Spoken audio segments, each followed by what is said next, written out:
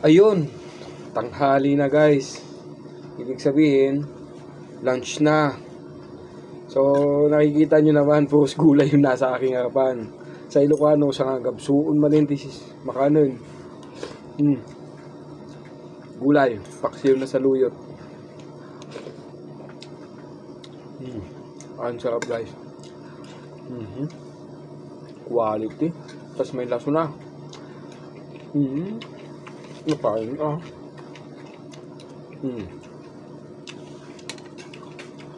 Puros ano na naman kasi. Puro karne sa mamantika. Mamadaming bawang ito. Pag sa madaling araw sa palengke, may nagbabagsak ng mga gulay doon. Mga alas 4. Tambahan nyo yun guys.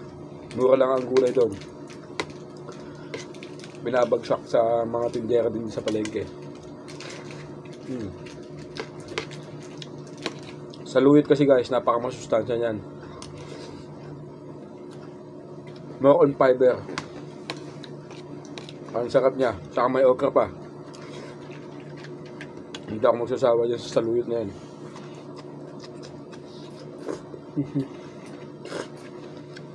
Daming laman. Ha?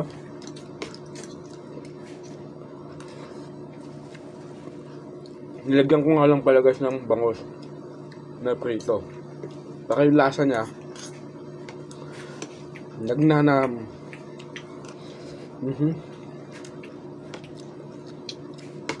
Hindi ako nagkamay dahil mainit.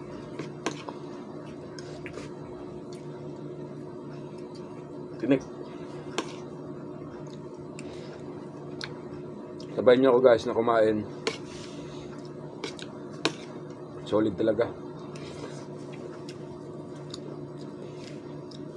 Busin ko muna itong ulam ko bago tirahin. Okra.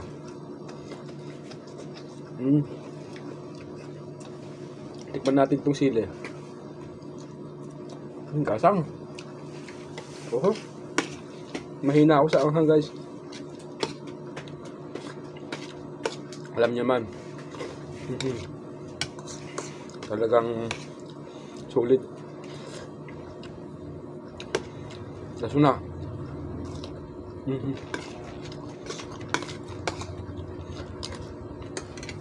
Mga itong bangos. Solid talaga guys.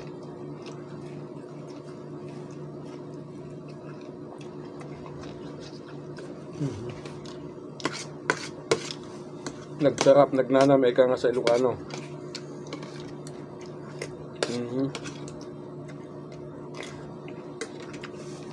Mabilis lang talaga ako kumain guys.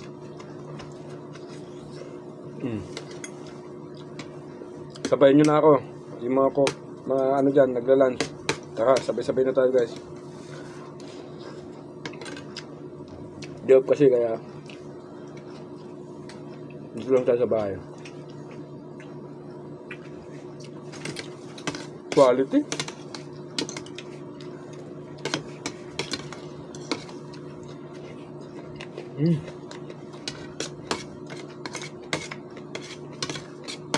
Quality guys.